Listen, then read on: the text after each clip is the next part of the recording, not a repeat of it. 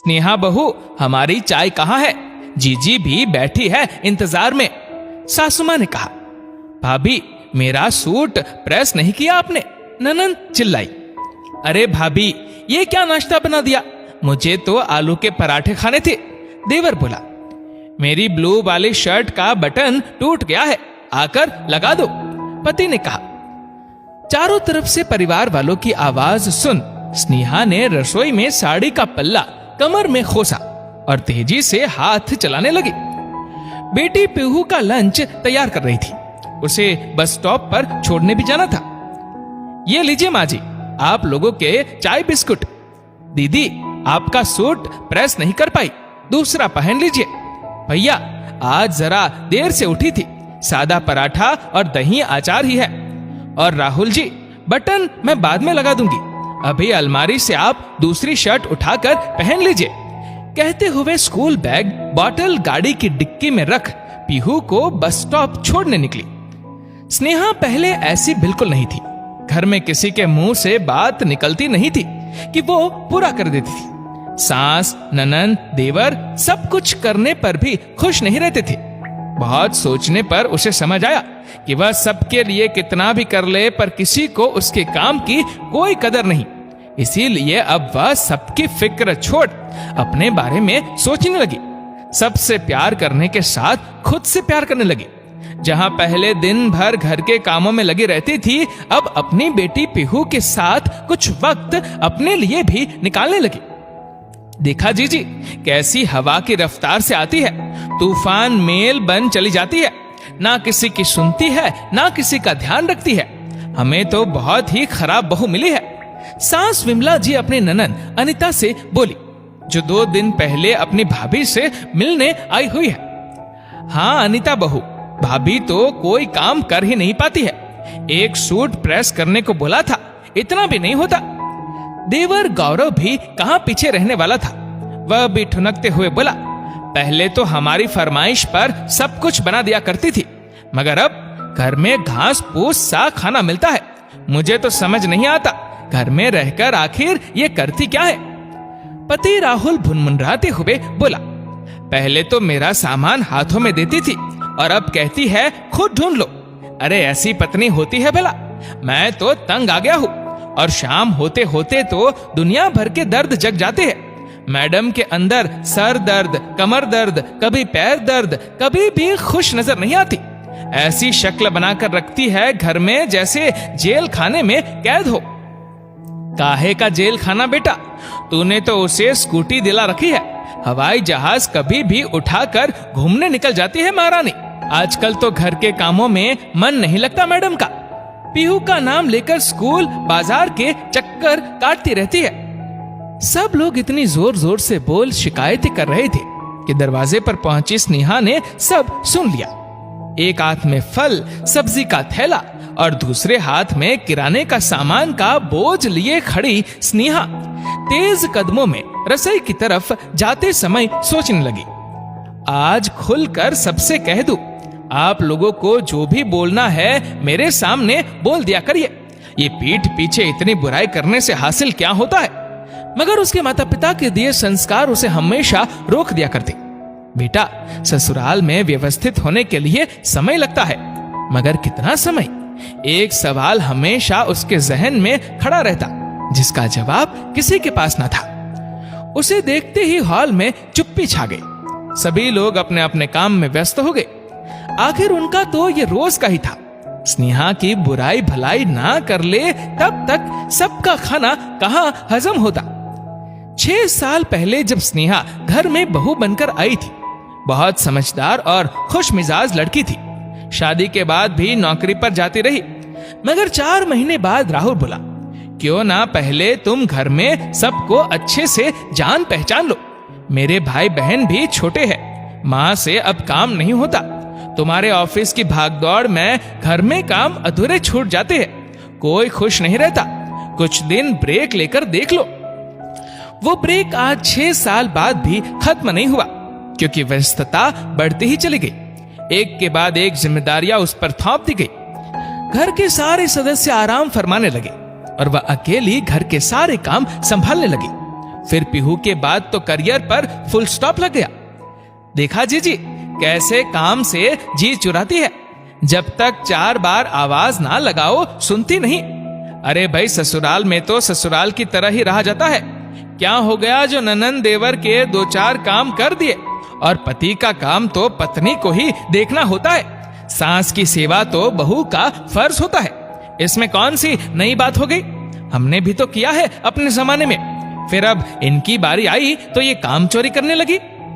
भाभी अगर आपको बुरा ना लगे तो आपसे एक बात कहूं, स्नेहा कुछ गलत नहीं कर रही। आपने भी तो उस पर पूरे घर की जिम्मेदारी डाल रखी है। आप रसोई में जाती नहीं, नीता खुद से अपना कोई काम नहीं करती, कॉलेज जाकर बड़ा एहसान करती है। गौरव को तो शर्म आनी चाहिए, वह अपनी भाभी से किस तरीके से बात करता है।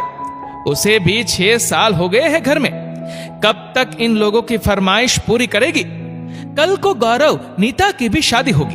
अब इन्हें अपने तरीके से रहना चाहिए, अपनी भाभी का थोड़ा हाथ बटाना चाहिए, ना कि सबके बीच में अपनी भाभी की बुराई भलाई करनी चाहिए। और एक बात, आज जो ये अपनी भाभी के बारे में ऐसा बोल रहे हैं, कल को जब इनकी बारी आएगी तो ऐसे गुल खिलाएंगे जिसका आपको अंदाजा भी नहीं है। रहने दो जीजी, मेरे दोनों बच्चे बहुत सीधे हैं।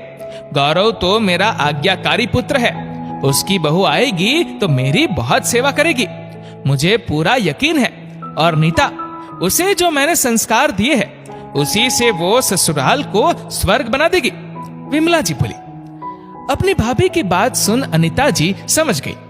ऐसे लोग किसी की परेशानियां आसानी से नहीं समझते, इन्हें उदाहरण देकर ही समझाना पड़ेगा। बुआ के लाडले गौरव नीता कमरे में मोबाइल पर गेम खेल रहे थे।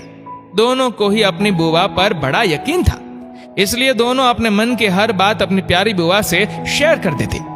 बुआ ने बड़े प्यार से दोनों की तरफ आम लस्सी का गिलास बढ़ाते हुए कहा, ये लो तुम्हारे लिए खास बनाई है। वाह बुआ, आप तो सब जानती हो, क्या मस्त लस्सी है, पीकर मजा आ गया।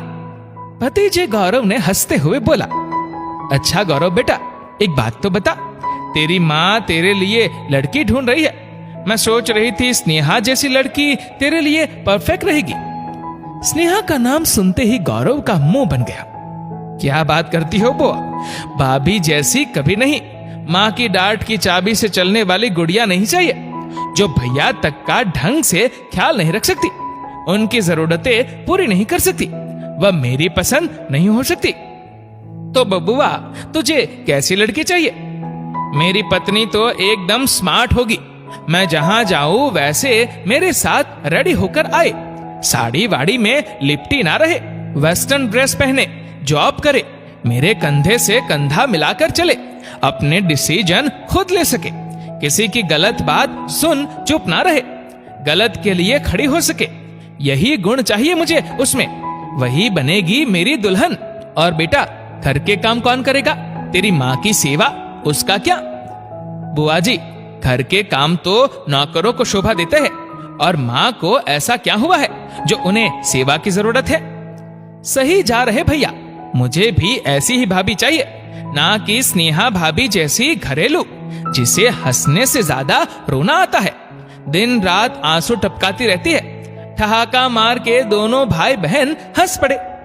अरे बिटिया, तू गौरव की छोड़, कल को तेरे लिए भी एक लड़का ढूंढ दूंगी, अच्छे घर में तेरी शादी करूंगी, तू तेरी भाभी से 2-4 गुण ले लेना, ताकि ससुराल में सुख शांति बनी रहे।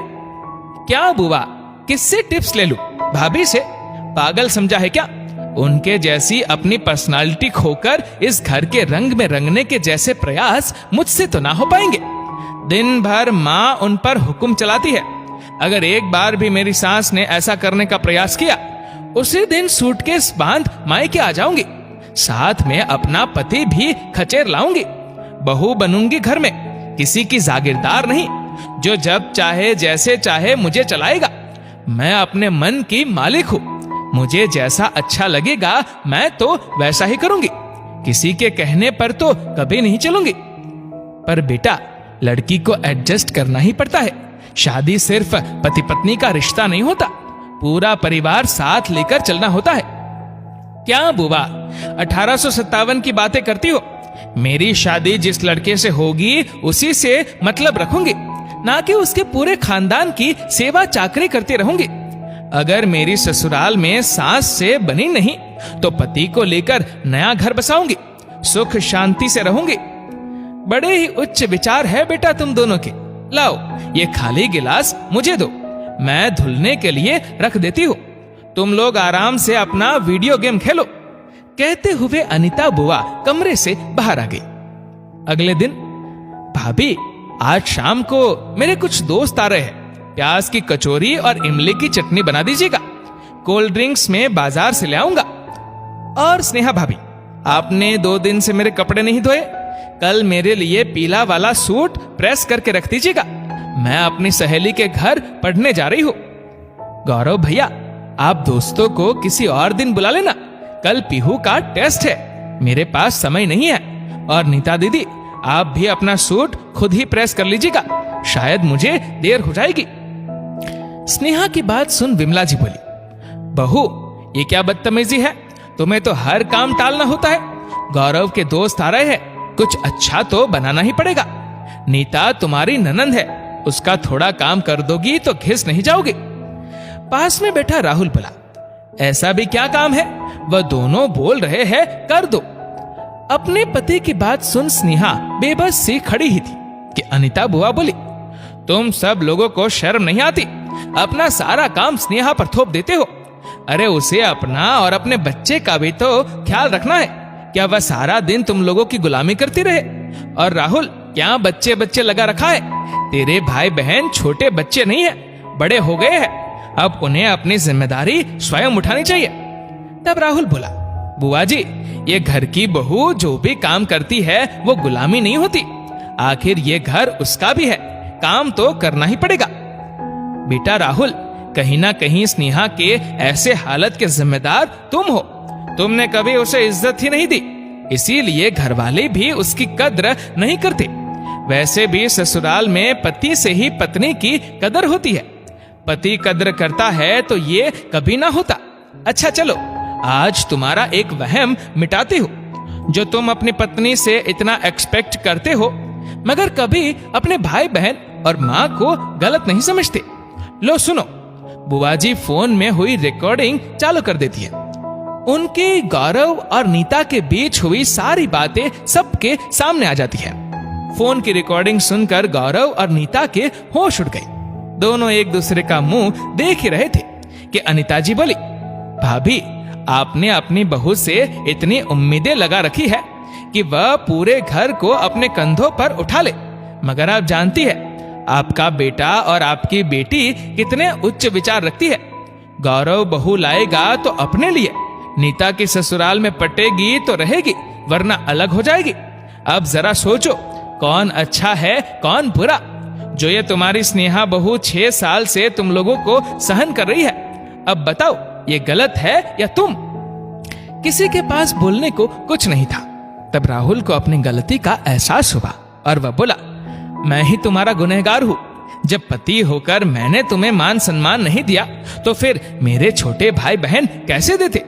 जिन लोगों के लिए मैंने तुम्हारे खुशियां और नौकरी दांव पर लगा दी, आज वह तुम्हें सिर्फ एक कामवाली समझ काम निकालते हैं, तुम पर हुक्म चलाते हैं। मुझे बड़ा होने के नाते इन दोनों को समझाना चाहिए था। अब से गौरव और नीता अपना सारा काम खुद करेंगे, साथ में तुम्हारा हाथ बाजार के कामों में बटाएंगे, क्योंकि जल्द ही तुम अपनी नौकरी दोबारा शुरू करोगे। पीहू को देखने की जिम्मेदारी मेरी और माँ की होगी। दोस्तों, इस वीडियो को आप किस तरह से देखते हैं नीचे कमेंट करके जरूर बताएगा।